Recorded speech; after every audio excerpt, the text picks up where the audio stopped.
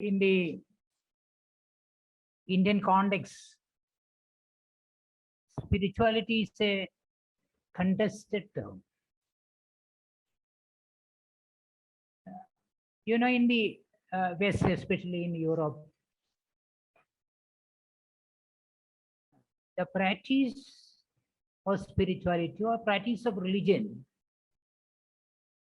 is less than 20% of the population. Whereas India is a country with the largest percentage of people with a practice in religion. So in this context, we have to, first of all, differentiate between religion and spirituality. So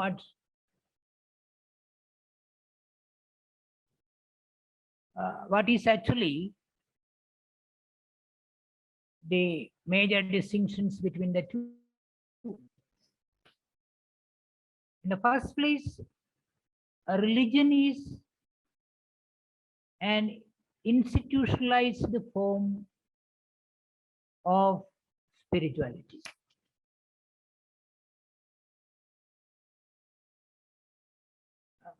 That means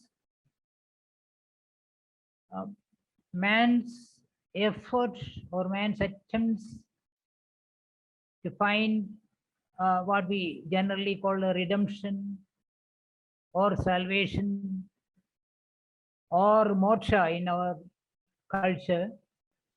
So this effort have been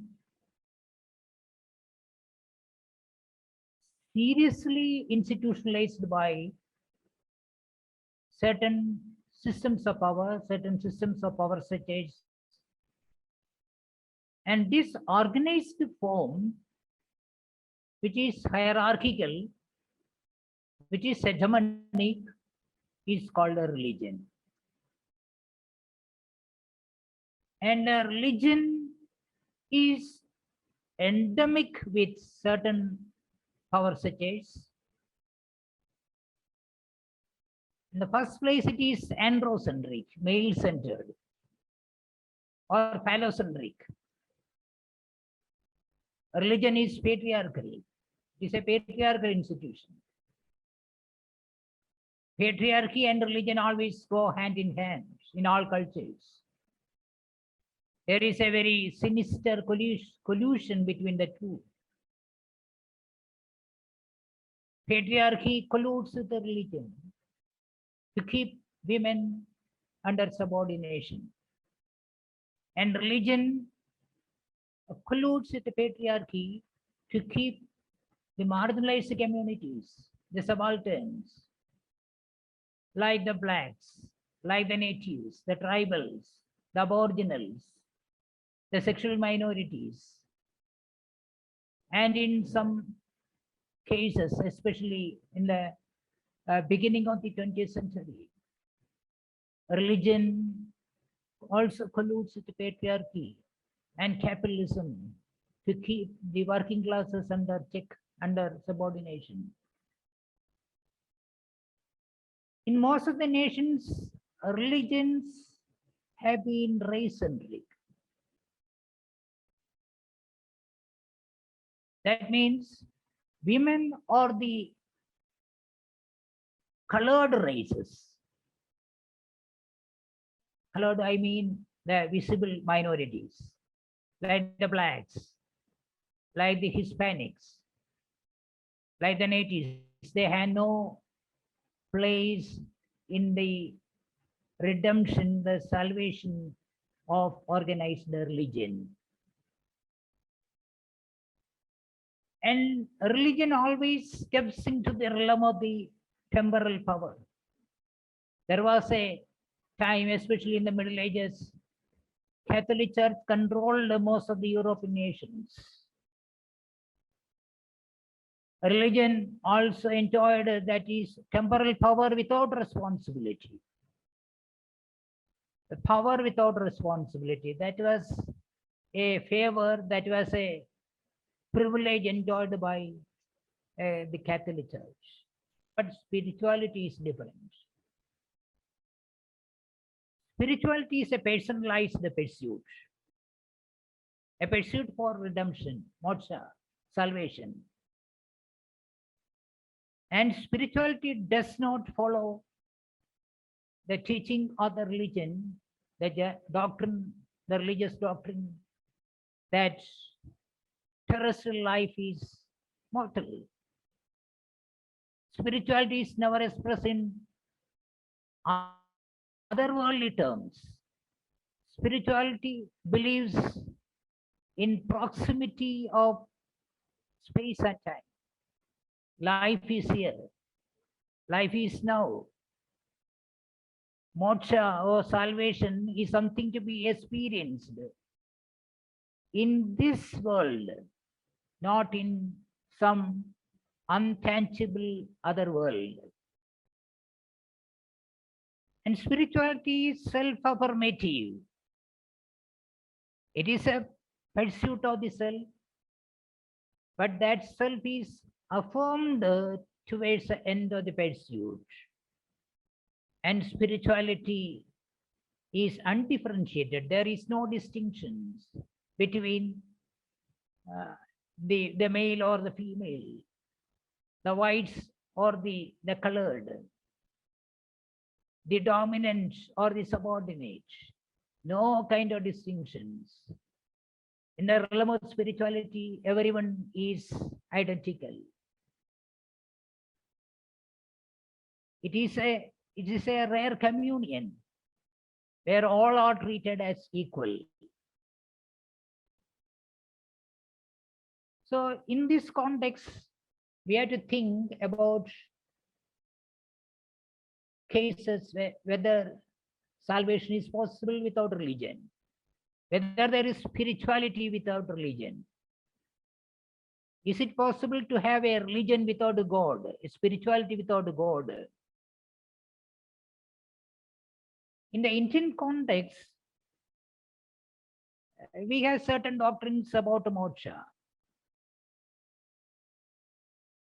Bhagavad Gita teaches 4 ways to pursue moksha. Karma, yoga or Vijnana Marga, Karma Marga, Bhakti Marga, also Dharma Marga. We have 4 different strands by which we can follow, we can pursue moksha. And Upanishads teach a different doctrine. Each individual soul can follow its own way to reach moksha. And that's how the Upanishads, they put forward a new a method of moksha called nature mysticism. You can follow nature, pursue ecology. Communion with ecology leads to moksha. This is what Tagore partially expressed in his Gitanjali. Gitanjali, there are two strands of 2 schools of mysticism. One is nature mysticism, and other is bridal mysticism, which was borrowed from the Sufis, the Sufi school of mysticism. The nature mysticism is an individual pursuit. It is not a doctrinized, a compartmentalized, a hard and fast rule for moksha. And moreover, in the Indian context, a person is eligible for moksha if he pursues all the purusharthas equally. So there is an axiom in the Indian context: dharmartha kama samameva seveya. You have to pursue dharma, artha, kama, and then you are eligible for the fourth Purushartha moksha. If you pursue, if you give equal importance to dharma, that means your social function, artha, your pursuit of wealth, and kama, your desires. If you pursue them equally, then you are eligible for moksha, salvation, the fourth Purushartha. So, in this context, we have to make a critique of scriptures to define, to explain the objectives of spirituality. What is wrong with the scriptures? Scriptures are always consulted as a last word in many religions, in Western religion or even in Eastern religions. It is considered as a last word on anything. But scriptures are interpreted by scholars, scriptural scholars, by the yogis, rishis. There were several commentaries on religious scriptures about Gita, about Smritis, Shrutis, about the Quran, or about other religious precepts, scriptures. But all these have certain common factors. The first thing is, it is a skewed male-centric interpretation. The interpreters were male. So in their interpretation, there is no role for women, nor role for the marginalized. They're downtrodden. They have no scheme for salvation. They are not eligible for redemption. In the Indian context, for example, when Varna system was alive, the Shudras were outside the purview of moksha. And there are other races outside the Varna system. They were never mentioned in the scheme of moksha. That was the case in the Jewish tradition, in the Christian tradition. The heathens. The heathens, that means one who does not believe in Jehovah. The heathens, they were not eligible for moksha. The colored communities, the pagans, those who worshipped nature, they were branches, idolatries. They were not eligible for moksha, salvation. That's all the marginalized communities, all the subalterns in the contemporary sense, all the subalterns were outside the scheme of redemption, salvation. And these male interpreters, they legitimized oppression, discrimination, and exploitation. They promoted hierarchical division among the faithful. The believers were divided into different categories, and they were seated accordingly in the Western churches. But that's not the case with the spirituality. Spirituality transcends authority of scriptures. For example, in the perspective of spirituality, what is sin? So sin is a very contested term in Christology, or in theology, or in our scriptures also sin. So we believe that it is because of our sin that we are trapped in the sagara, samsara sagaras, the cycle of life and birth. It is because of our sins. And there is no moksha by expiating the sins. You have to expiate sins through rebirth. But in the West, there is a different concept. They believe in a sin. There is a sin we inherit from Adam. The first, the human being, Adam, a sin. Because he committed disobedience, he disobeyed God. He was evicted from Eden, and he sinned, and we inherit. We are the inheritors of that sin. In addition to that sin, we also commits transgressions. We transgress laws of God. We transgress laws of the king. We transgress laws in society, and thus we sin. But in the view of spirituality, this is a hegemonic doctrine. So sin and transgression means a choice of freedom. When you are to choose between your commitment to a doctrine or your violation of a doctrine. So these are the two alternatives you have. In this alternative, when you choose between these two alternatives, if you choose transgression, violation. So violation of a doctrine is euphemistically called a sin. And that's why the spiritualists, they resist oppression, they resist discrimination and exploitation.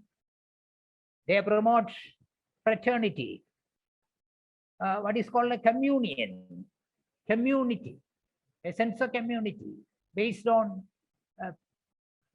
person-to-person relationship. Every individual in a community is related to every other individual.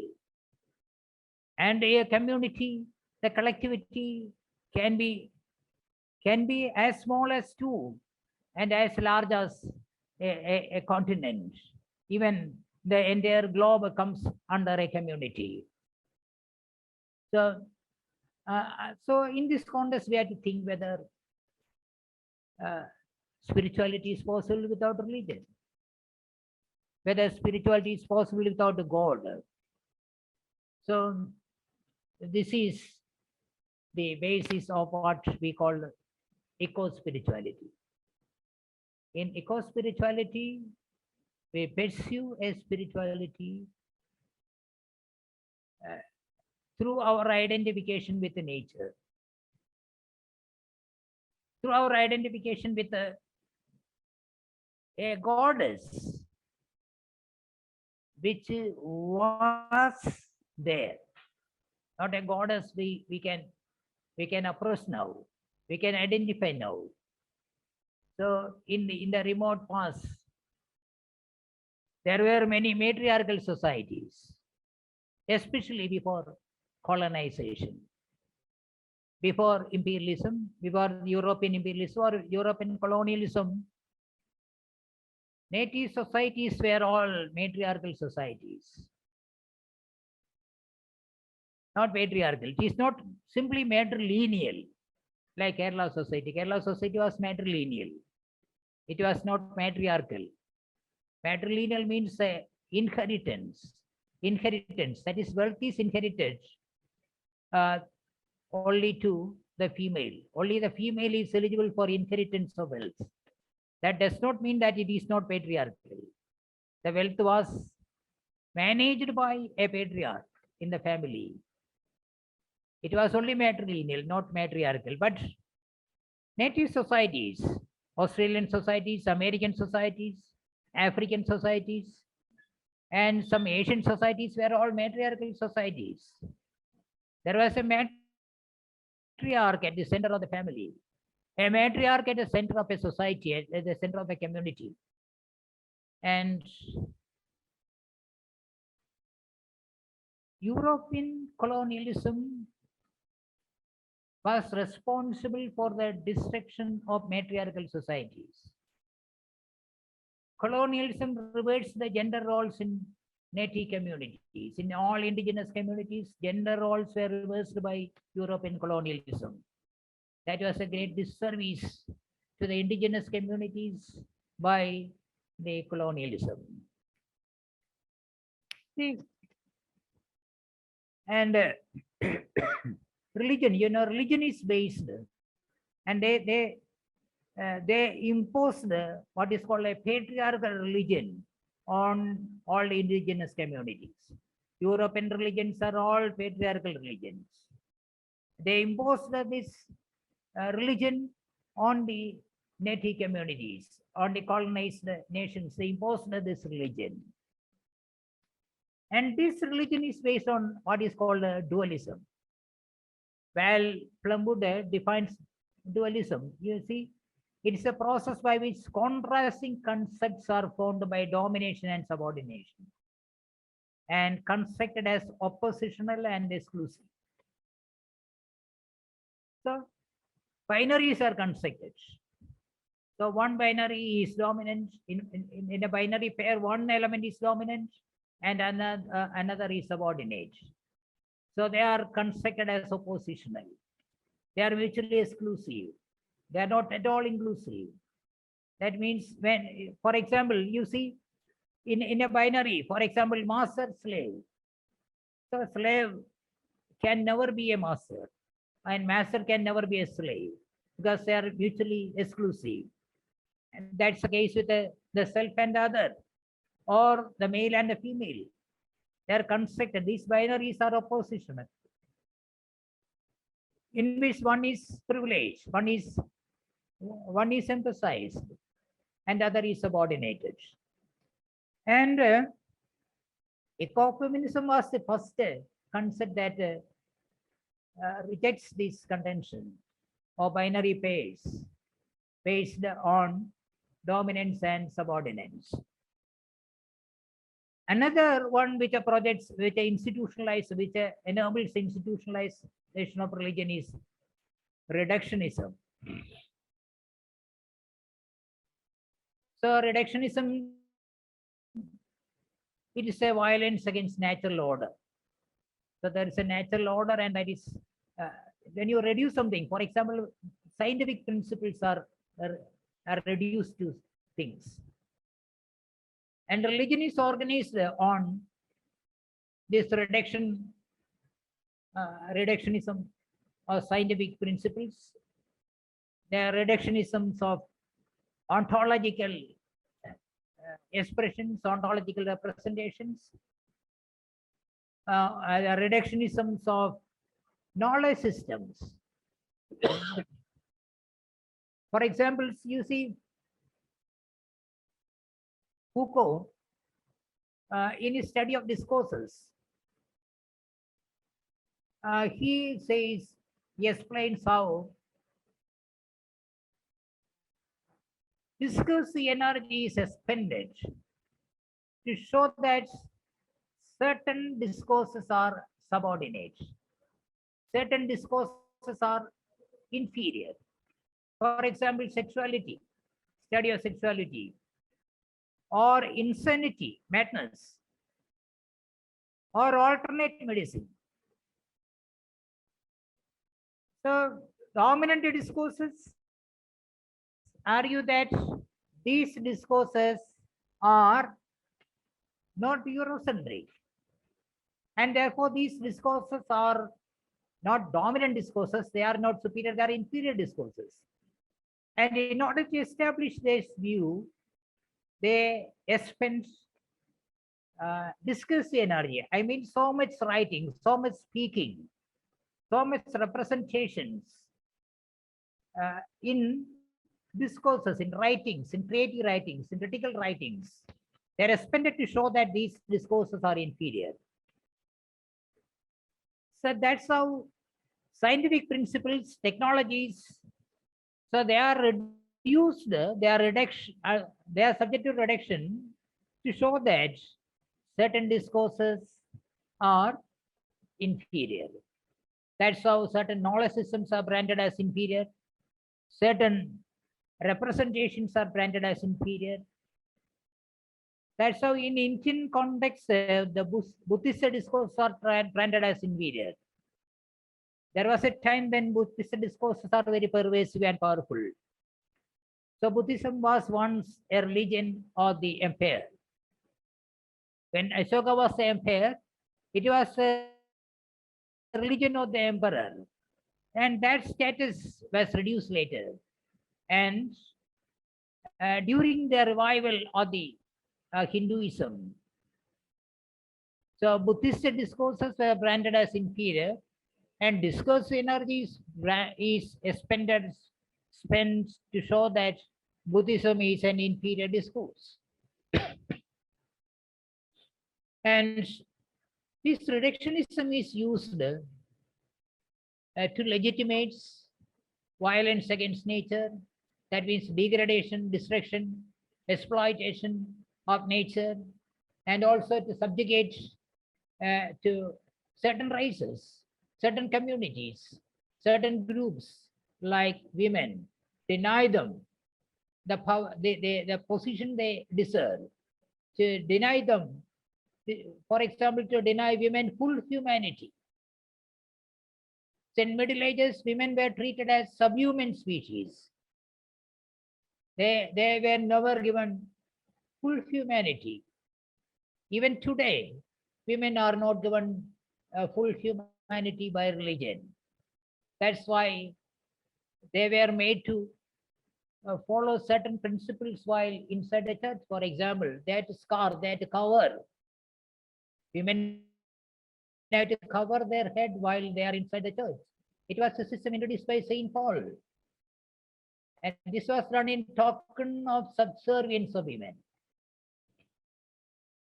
They are denied power, they are denied their full potential, they are denied everything that is privileged to a human being. Caroline Merchant, see, Caroline Merchant, she is a eco-spiritualist. She argues that science reconceptualizes reality as a machine rather than a living organism. And so the image of the earth, why there is a degradation of earth? Why is there a degradation of earth?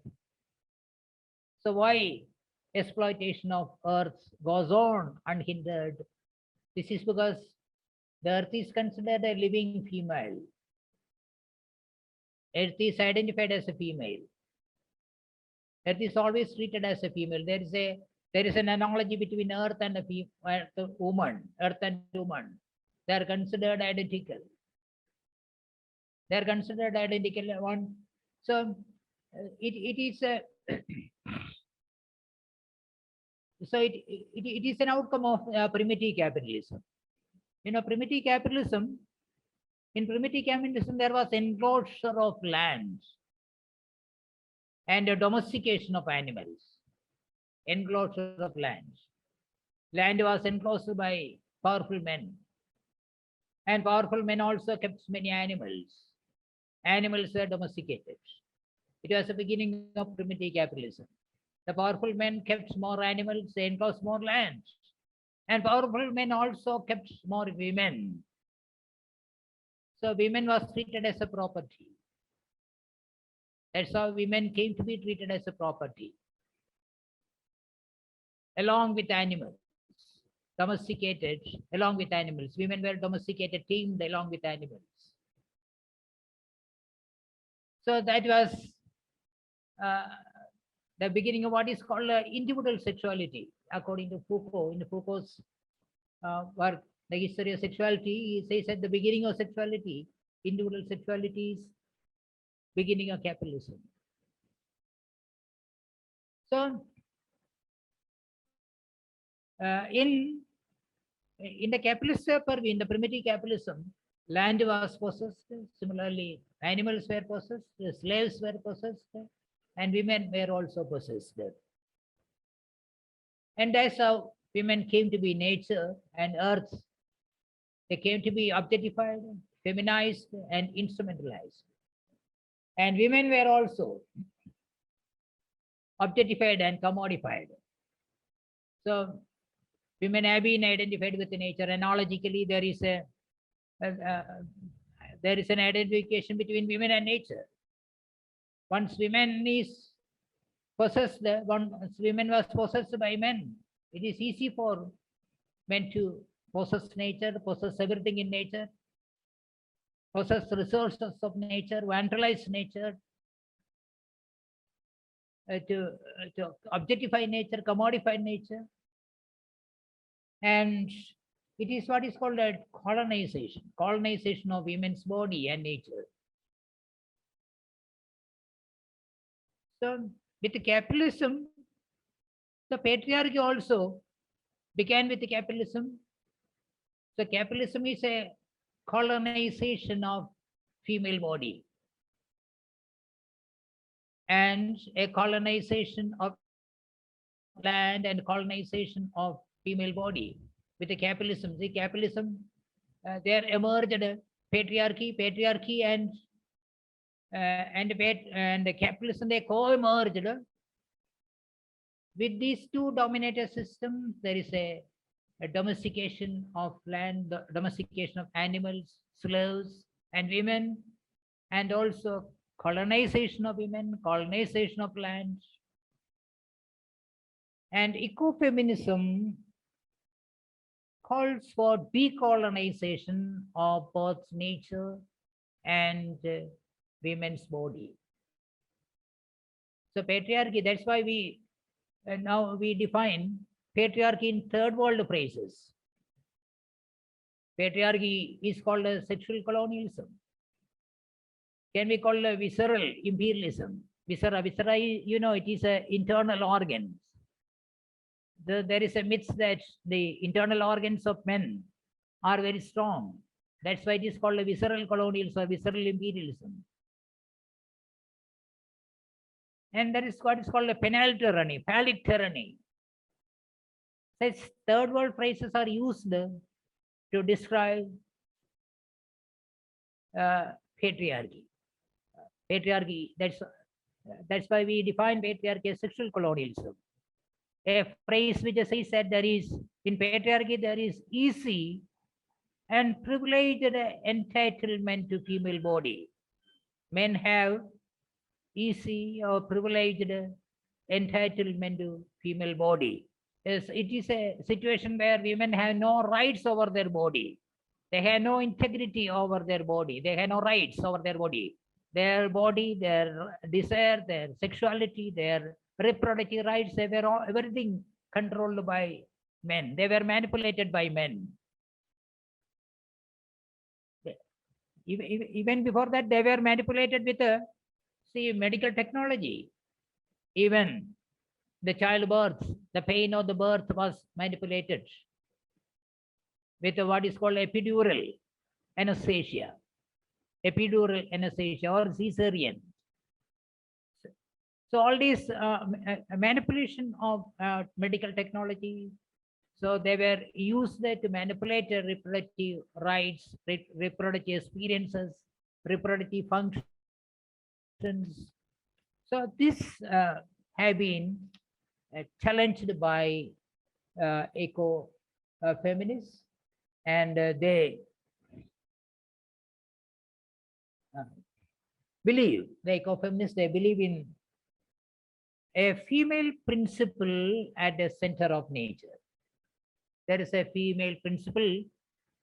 In Greek mythology, this is called a Gaia, G-A-I-A, Gaia. Gaia is a mother goddess, the primordial mother goddess. She stands for the female principle, the female power that sustains nature. So it is a goddess-based religion. Eco-spirituality is a goddess-based religion.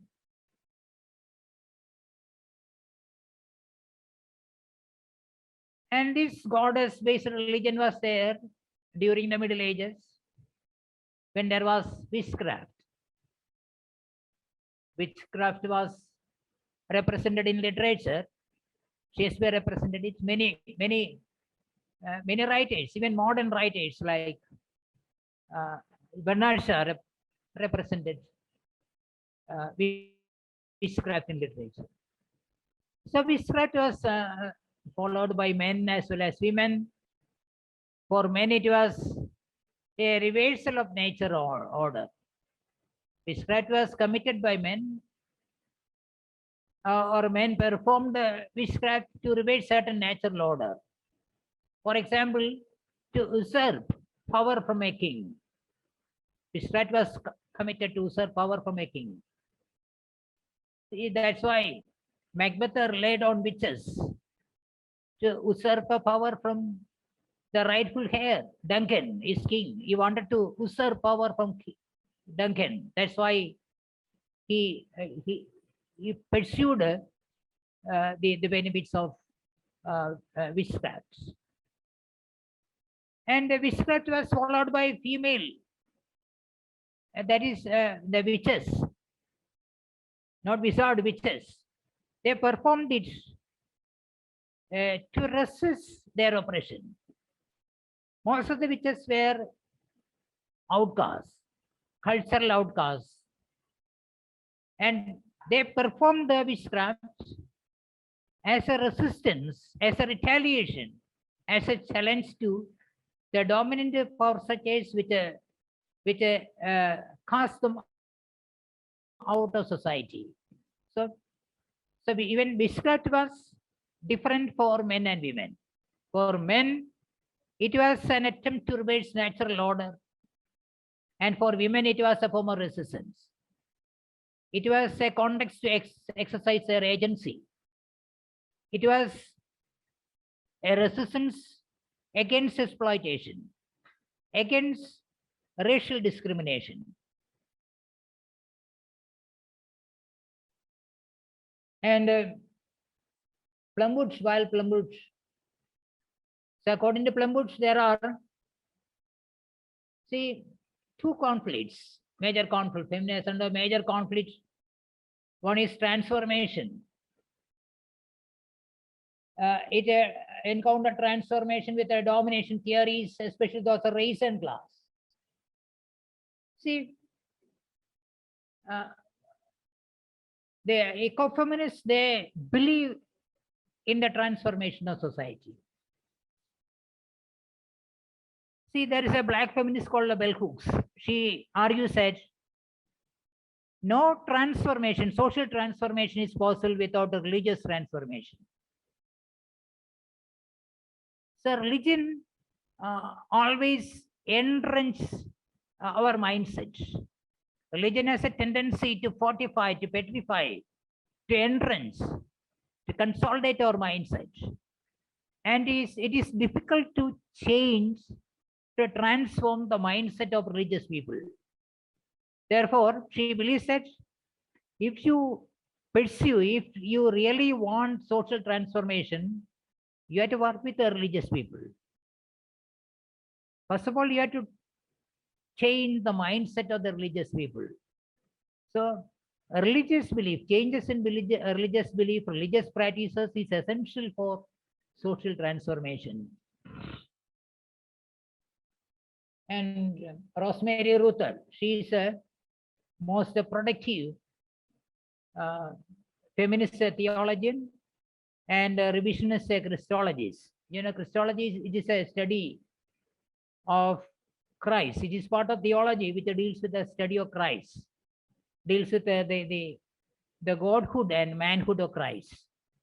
And she is a revisionist Christologist, and she is a feminist theologian, and she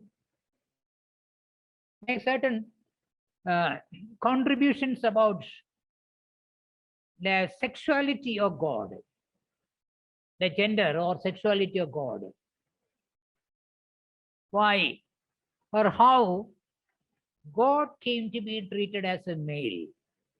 Why Western religions consider the God a patriarch.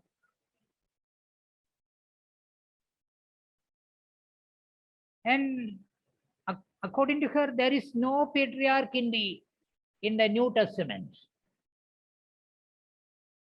So in the Gospels, Christ addresses God, the Father, God the Father, Abba. Abba means a compassionate, loving, affectionate, very available, tangible God, accessible God, easily accessible God. He's not a patriarch.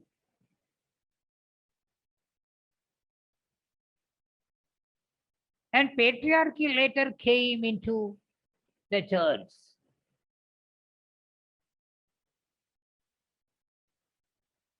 See, when Constantine was the emperor of Rome,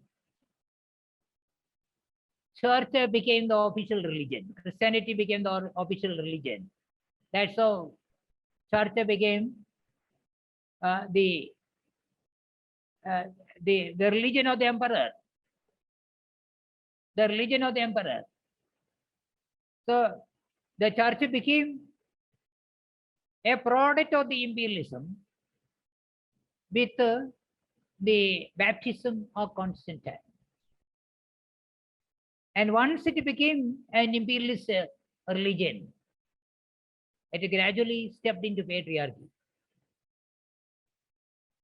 And that is what happened in Catholic Church, in ancient church. Christ was silenced.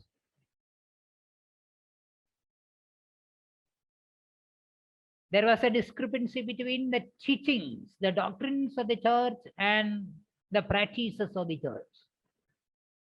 Christ was silenced. His teachings were misunderstood. They were misinterpreted to legitimate oppression, to legitimate exploitation, to legitimate exclusion of women and the marginalized communities. They were subjected to claustrophobia. They were subjected to subservient practices. Instead, apostles like Saint Paul were projected. They were foregrounded. Teachings of Saint Paul were foregrounded, and teachings of Christ were misinterpreted. And in this context, the church became patriarchal. The church became a product of the empire. And during colonial modernity, the church preached this patriarchal religion to the colonized people of Asia and Africa.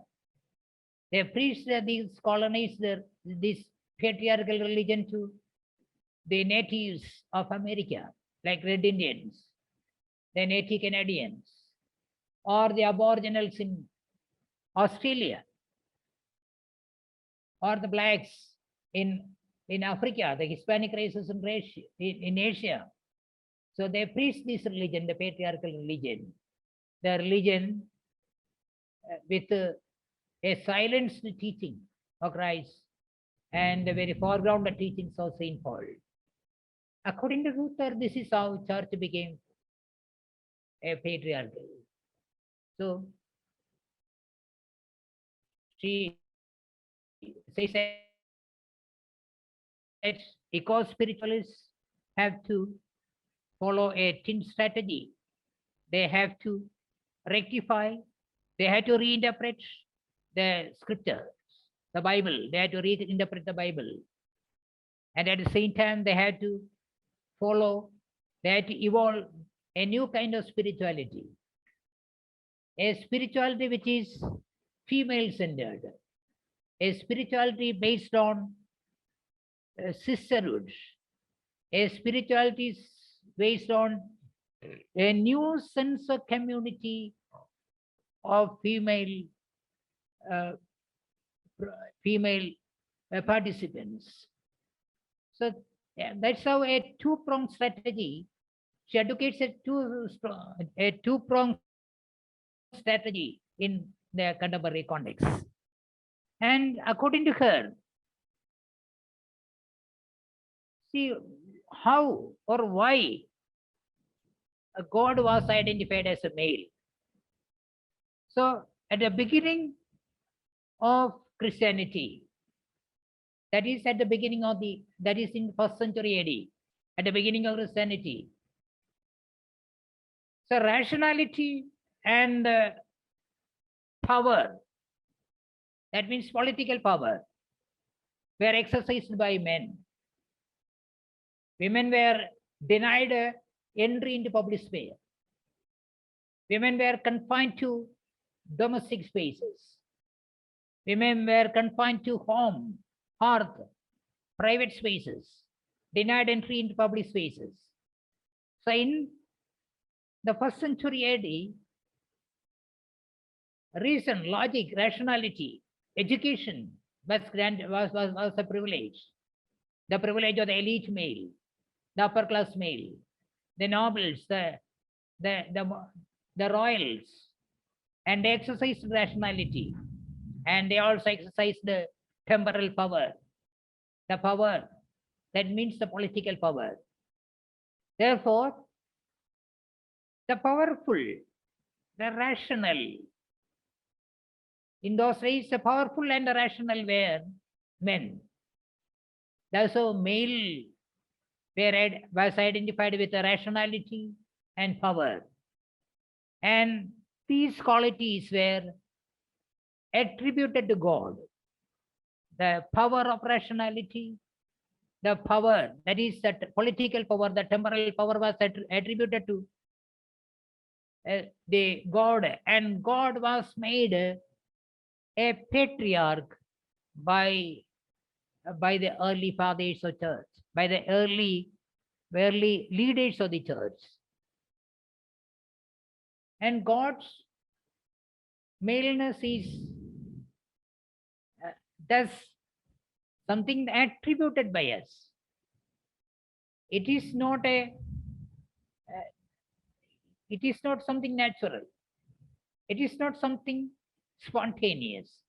It is something attributed by the early leaders of church. Therefore, it is not acceptable in every context.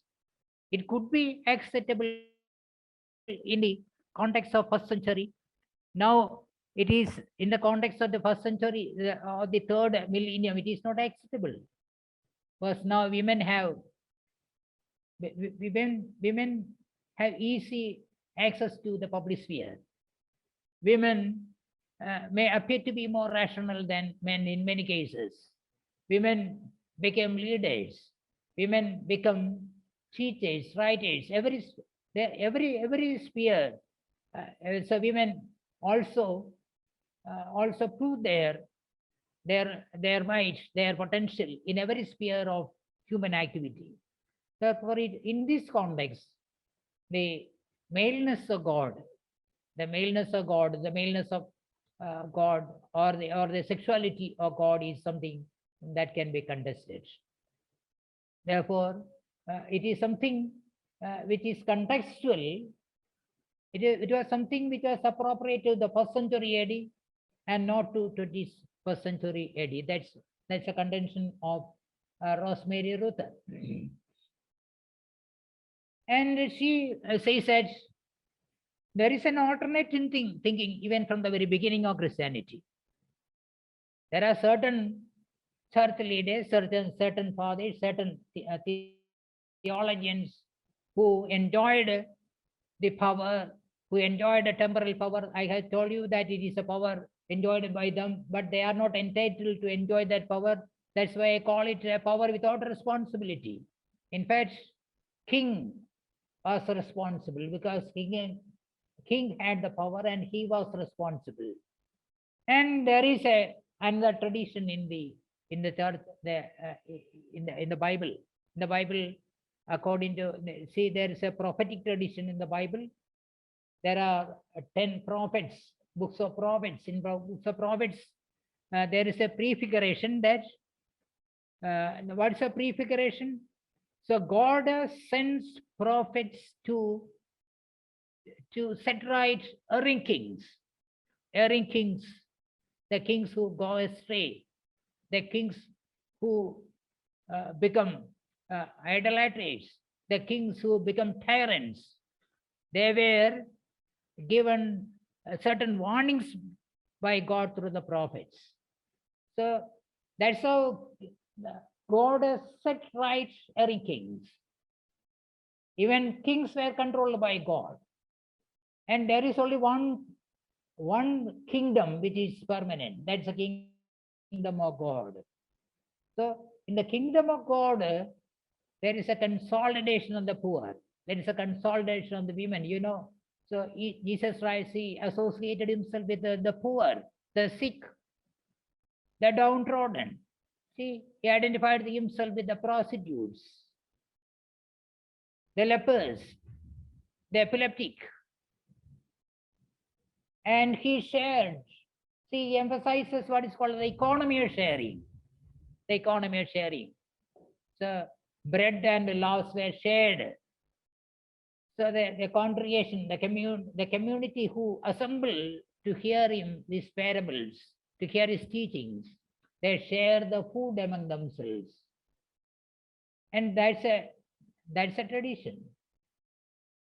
And church founders like Francis of Assisi, they emphasize these biblical resources like Noah's Ark.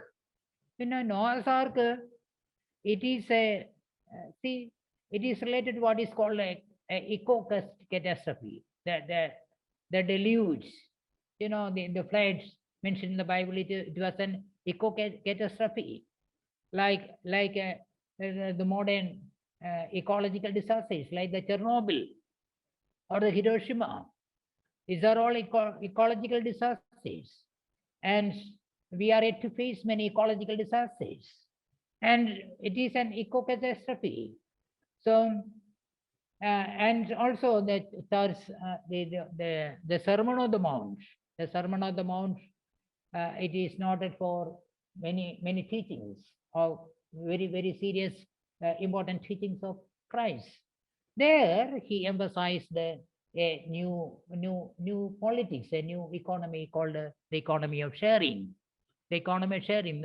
I think that we are familiar with the economy of sharing during the COVID pandemic. So, see, this is a argument of Luther. In Liberation Christology from Patriarchy, she says that Christian has never been said that God was literally male. God was not. There is no mention in the Bible that God was male. But it has assumed that the God represents preeminently qualities of rationality and sovereign power. That is a political power. Since men exercise public power normally denied to women, the male metaphor was seen appropriate to God. So in those days, the metaphor was not appropriate to God. And there are certain see what about Indian context? In Indian context, why? So we in Indian context there is a polytheism. In polytheism, there are several gods. Some of the gods are males, some others are females. You know, see, originally the gods and goddesses, they had no forms, they had no shapes. And now we see them in portraits. You know, who gave the form, who gave the portrait, portrait like stature to gods, Indian gods and goddesses? It was Raja Ravi Verma, the famous monarch painter. Raja Ravi Verma, he was responsible for providing forms to God. Before that, they were all idols. Idols had no form. It could not be recognized. Idols seem identical. But now we have portraits of gods, portraits of goddesses. So it was a contribution of Raja Ravi Verma. And see, there is no, so we in Indian tradition, there is no specific male or femaleness. Gods are males and females. And there is also family. Gods also have family. And that's a Hindu tradition, the Indian tradition. of gods.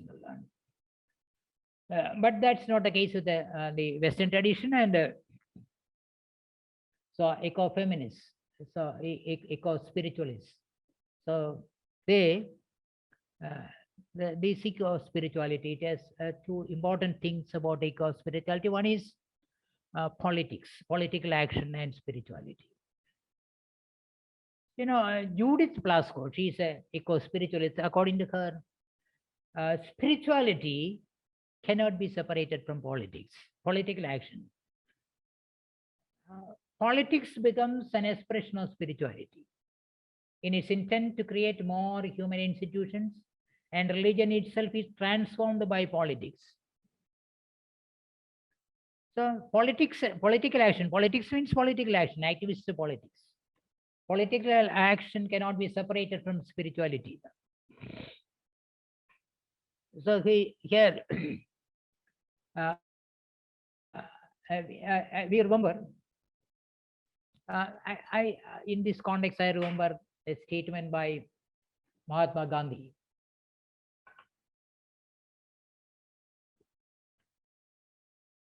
Now, there are many arguments about the role of politics in religion, or role of religion in politics. But Mahatma Gandhi, he argued that there is a role of politics in religion and religion in politics. According to him, politics could temper a religion. Politics could temper religion. And politics could rationalize religion. See, religion is based on beliefs which are not at all rational. Some of the beliefs are not at all rational. The creation myths in religions, they are not rational. In every culture, in every religion, there is a creation myths. And it may not be rational. Politics could temper religion, politics could rationalize religion. And see, a religion can redeem politics. Say politics, of course, it is something very dirty, considered to be dirty, something that is not followed by very enlightened people, very cultured people. So religion could secularize, could I forget it then.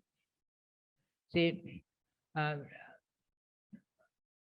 politics could can temper a religion, can rationalize religion, and religion can redeem politics, and can make it something sophisticated, something that is cultured, to be followed by everyone. That's how Judith Plasko also argues that politics and spirituality cannot be separated. Not religion. She never speaks about religion. Spirituality. So spirituality is an expression of political action. And religion has a chance to it's a chance to be redeemed by politics. So politics has she speaks in a very diametrical opposite tone of Mahatma Gandhi. She says that religion can be transformed, can be redeemed by politics. And spirituality, according to the eco-spiritualists, it can say spirituality. It offers full humanity to women and marginalized groups. Full humanity. See, many marginalized groups, like the blacks, for example, or see the tribals, the aboriginals, or the natives, the native Indians, the American Indians, the Indian context, the Dalits, the tribals, And in many countries, minorities, religious minorities, sexual minorities, they are never treated as human beings. They are treated as subhuman species. They are treated as subhuman or underdeveloped humans. And eco-spiritualists, they offer full humanity to all human beings, to women, the working class, the blacks, the colored communities, the minorities, and so on. And this is, the eco-spirituality is a struggle for equality and justice, not gender justice alone. Justice, that is social justice, justice that means social justice, that's for education, for privilege, for voting rights. Then the justice, that means political justice also. And and feminist equality also challenges many systems, dominator systems in our society. Many dominator systems. See, capitalism, colonialism, patriarchy, racism, they are all dominator systems. And in the contemporary context, the globalized context, all the dominator systems are renegotiated.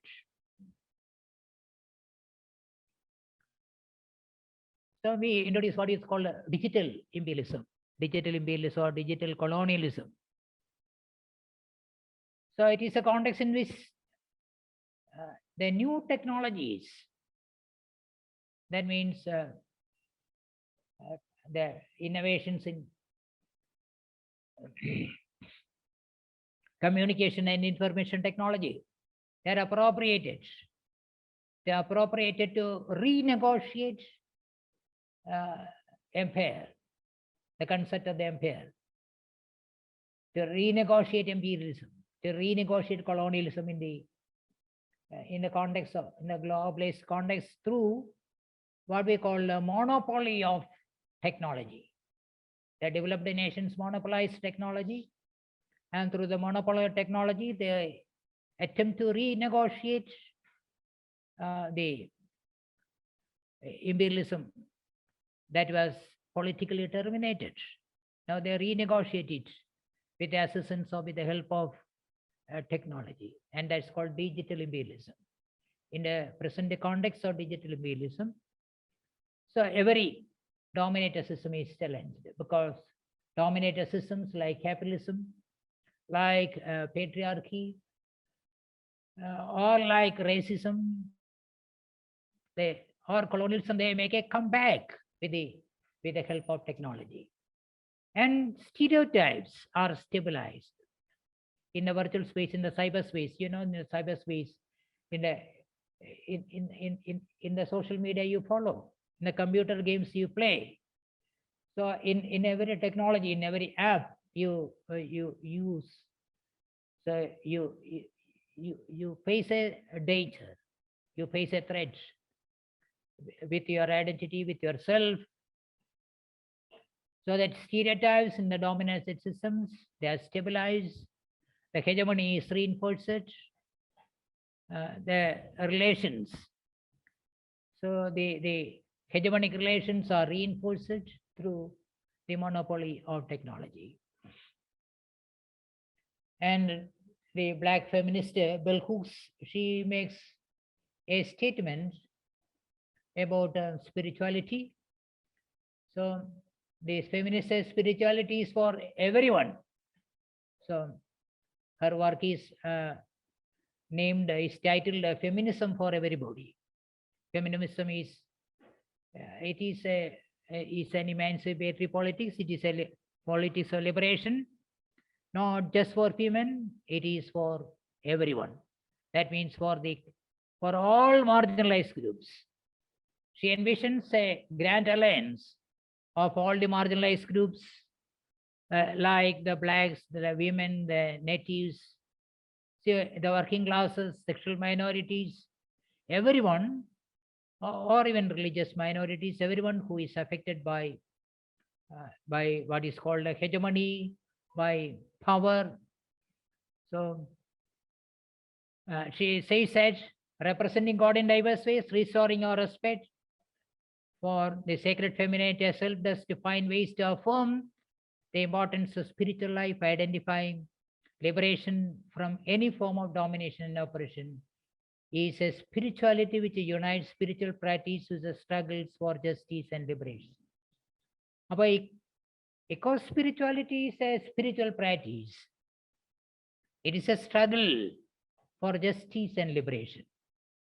So it is not for individual emancipation, individual redemption, individual salvation. It is for the salvation of all marginalized communities, for all, for everybody. It is a salvation for everybody.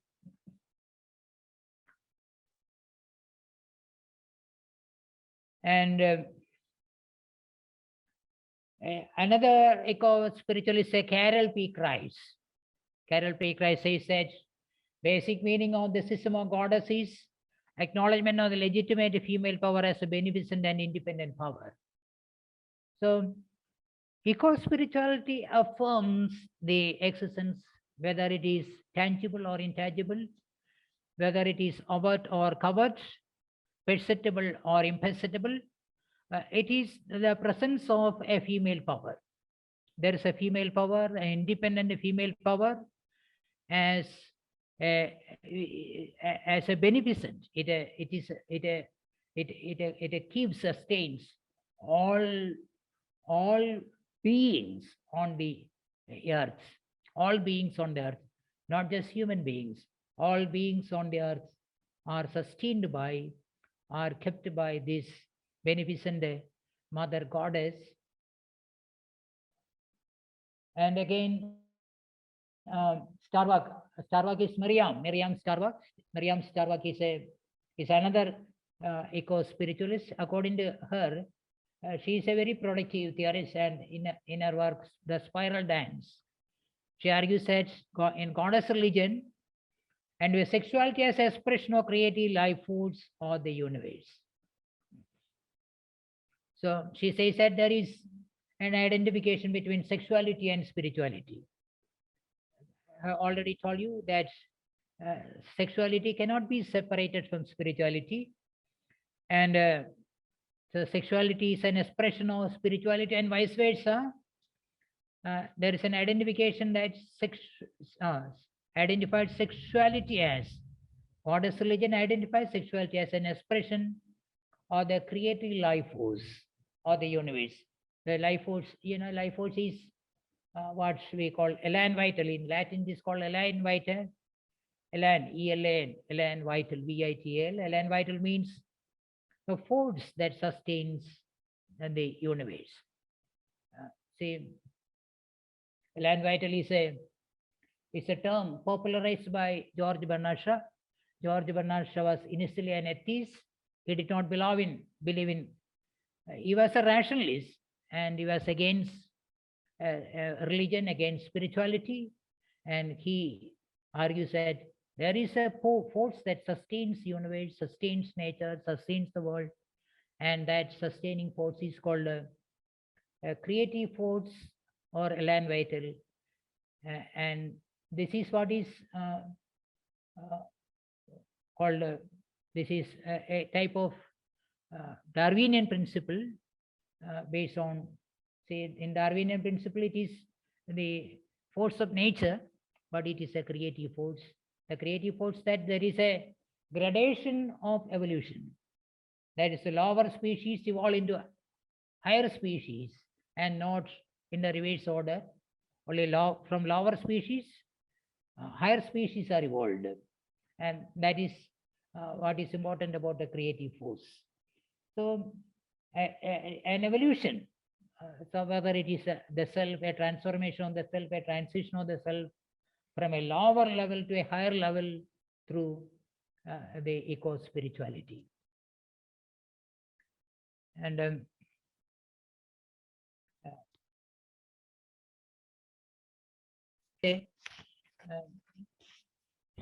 she's a black feminist writer, in a poem called "A Woman Is Not a Potted Plant." So the spirit of this poem is, woman cannot be domesticated, woman cannot be tamed, woman cannot be treated as a potted plant. Woman is wilderness, unbounded between each breath, and because she is free and not creeper, vine or tree, not even honeysuckle or bee. So, woman cannot be tamed. Woman is free. Woman is cannot be separated from her habitat, her environment, with other women, with other beings, with other human beings, with other marginalized communities. She cannot be separated. And Ursula King, I conclude with this statement by Ursula King, her argument about the female sexuality. According to her, female sexuality cannot be separated from female spirituality. In her essay, Women's Contribution to Contemporary Spirituality, she said, the discovery of women's self and women's spiritual cost is a process of journey of exploration, discovery and adventure. It is a discovery. It is a self-discovery, because spirituality is a form of self-discovery. It is a discovery of women's self. It's a discovery of women's spiritual course. It is also a spiritual course. It is like an exploration. It is like a journey. It is like a discovery, and it is like an adventure. So this is the argument by Ursula King, a eco-spiritualist. In this context, I bring to your attention Akka Mahadevi. I think that some of you may have heard about Akka Mahadevi. She was a Jain saint. During Jainism, there were monks and nuns. During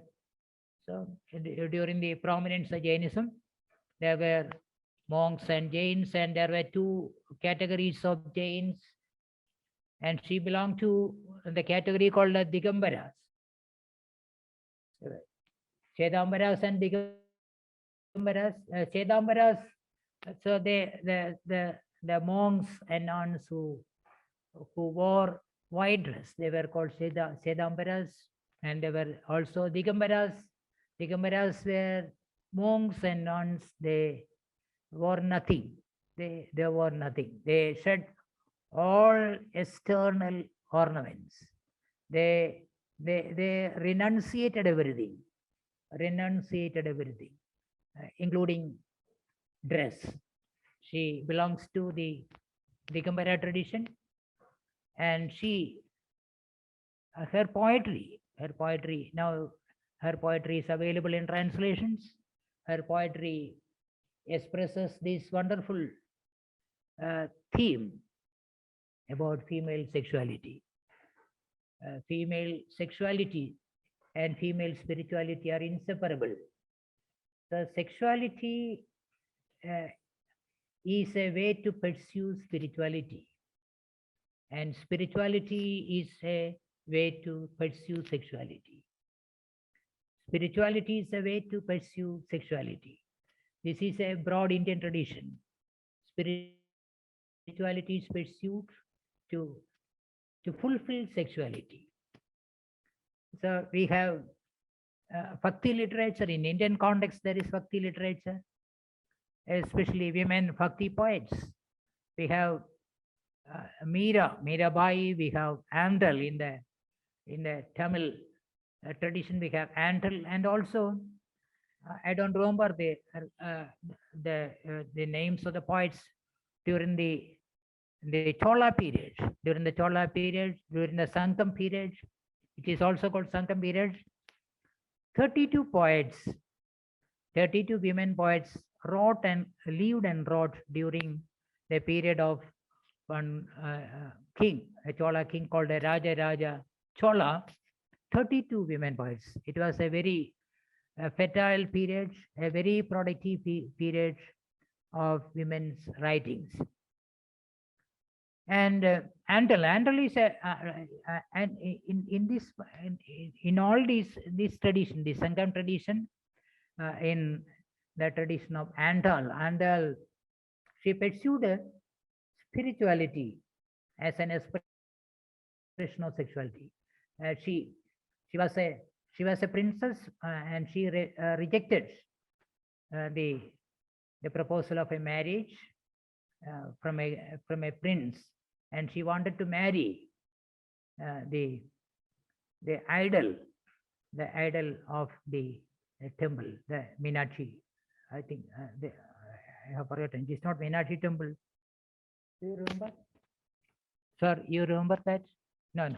So she wanted to marry the deity or the temple where the king worshipped. She wanted to marry the temple. You know, the deity. The deity was Krishna. He wanted to marry Krishna. Not in this birth. She wanted to marry him in every birth. In her succeeding birth also, she wanted to marry him, and she pursued spirituality. I don't remember. Okay. And she wanted to marry him, the deity, the Krishna, the deity, not in one birth, because it is believed in the cycle of birth and death, in rebirths. Also believe in rebirth. In succeeding birth also, she wanted to marry him as a fulfillment of her sexuality. And that was the case with Mirabai also. And after her marriage, she became a very stubborn, very problematic wife. She could not fulfill her wifely duties, her duty of a daughter-in-law. Instead, she was immersed in her bhajans of Krishna, and she was firm that she could consider only Krishna as her husband, her Lord, and that was how the bhajans were evolved in her pursuit of her spirituality as a vicarious, indirect, as a covered fulfillment of her sexuality. And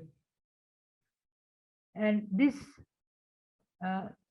is an Indian tradition. I want to say that this is an Indian tradition also. And along with Akka Mahadevi also, she wanted her spirituality, the pursuit of her spirituality as an expression of her sexuality, and her poems are the products of this spiritualist fulfillment of sexuality.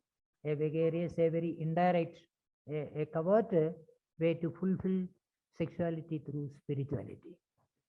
And in this context, I also remember the Sappho, the ancient Greek poet who lived in the 4th century BC. She was a poet, but in those days, women's writings could not survive, could not come to the public sphere, the public domain.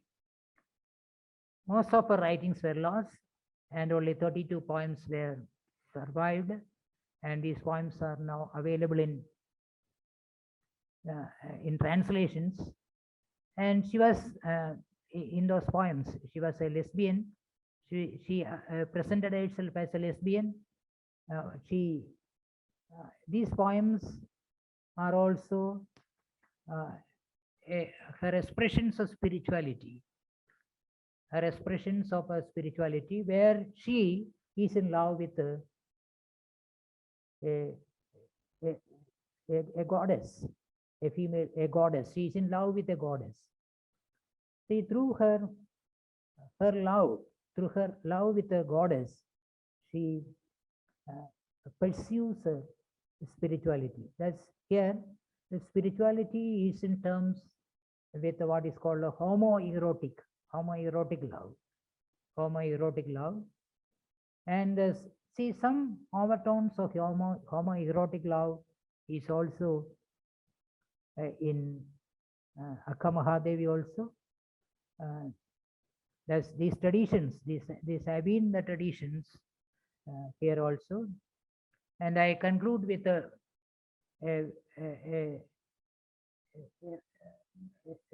historical, a part of history, the historical establishment of a indigenous feminist community in India. Now it is a very established spiritual what is called a spiritual, it may even encroaches into what is called a spiritual industry. In India, there are several god men and god women in India, and they may wander into this realm of what is called a spiritual industry. They are the Brahma Kumaris. The Brahma Kumari, it's an indigenous community. It is an indigenous feminist communities originally established by housewives of rich Gujarati merchants, the merchants. So they never treated their wives or women with a respect. They treated them as commodities, properties. So properties to be used and abandoned. Properties used for the production of children, treated as systems for the production of children. So that's how, see, in many contemporary context, many feminists may argue that in capitalist and patriarchal societies, both systems,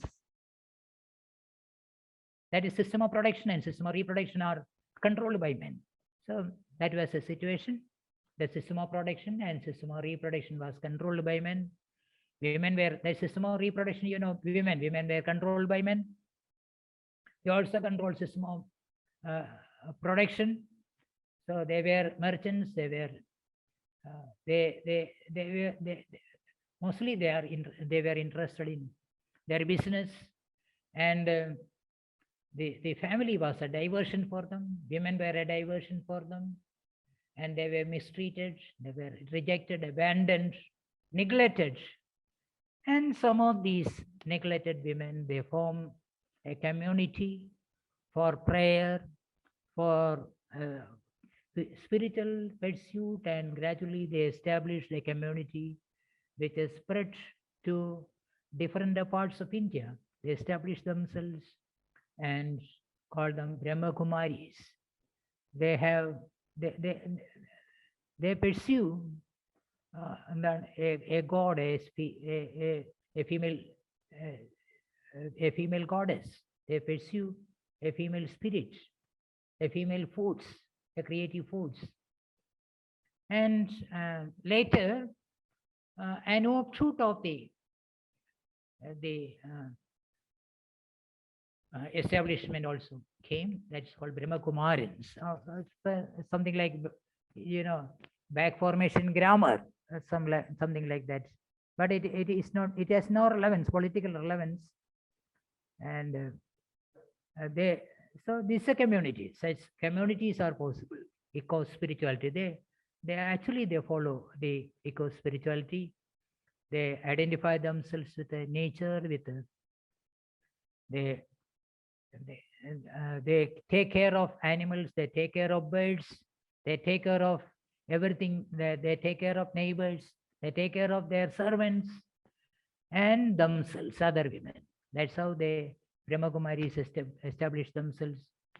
So, because spirituality is something that is wonderful. It is a spirituality without a god, a spirituality without a religion, a spirituality with only a creative force, a female creative force, a female creative force, a female power at the center of the earth, something that is similar to Jaya, the primordial goddess, the mother goddess.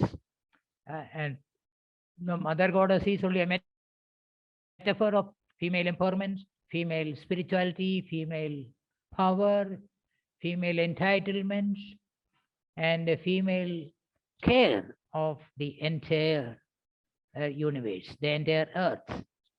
Thank you.